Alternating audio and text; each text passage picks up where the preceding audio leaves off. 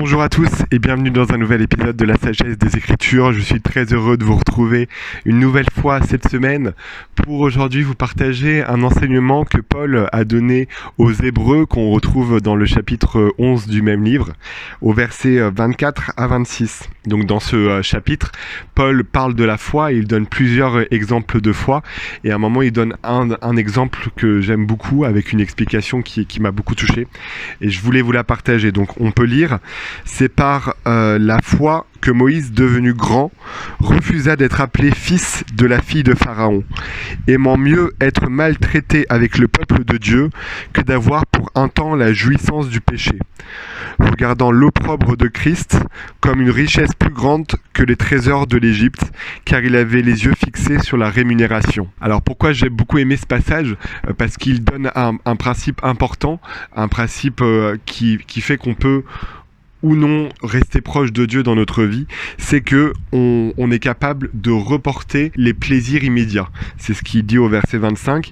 Il a préféré être maltraité avec le peuple de Dieu plutôt que d'avoir pour un temps la jouissance du péché. Et donc c'est ce qu'on a. On a tous ce choix-là à faire dans notre vie. On a tous un moment le choix entre attendre et être un petit peu dans la discipline, dans le report du plaisir immédiat pour pouvoir servir Dieu, ou aller justement dans cette quête de la satisfaction temporaire de nos désirs. Cela se voit très bien par exemple avec la loi de la chasteté, où en fait c'est très facile lorsqu'on est jeune de vouloir laisser libre cours à nos pulsions et d'avoir des expériences sexuelles avec telle ou telle personne, mais ce que Dieu demande, c'est de laisser cette jouissance du péché temporaire pour se consacrer à quelque chose du plus grand qui est le mariage. Et on a ça aussi avec par exemple la loi de la dîme, où en fait Dieu il nous demande de laisser temporairement 10% de nos revenus pour avoir les bénédictions que Dieu a promis à ces personnes-là. Et des fois ça peut être un peu frustrant parce qu'on peut se dire: ah mais j'aimerais profiter tout de suite des choses que je veux.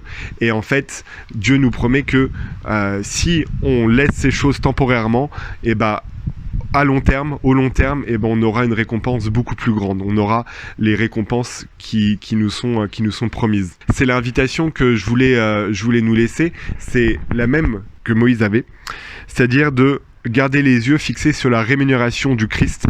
Donc cette rémunération, c'est la vie éternelle, c'est un état de bien-être et de joie parfaite. Mais cette joie parfaite ne peut être acquise que si on a été diligent et qu'on n'a pas laissé libre cours à nos pulsions, qu'on a appris à se contrôler. En fait, c'est que lorsqu'on apprend à se contrôler et à dominer notre homme naturel que lorsque nous ressusciterons, nous pourrons avoir cette capacité de vivre pleinement la vie que Dieu a en réserve pour tous les fidèles. Donc voilà, c'est la petite pensée que je voulais partager avec vous. N'hésitez pas à la partager avec les personnes qui pourraient en avoir besoin. N'hésitez pas aussi à laisser dans les commentaires peut-être vos expériences de foi où vous avez dû dire non à quelque chose temporairement pour avoir des bénédictions plus grandes après. Et je vous dis à la semaine prochaine pour plus de sagesse grâce à Jésus-Christ.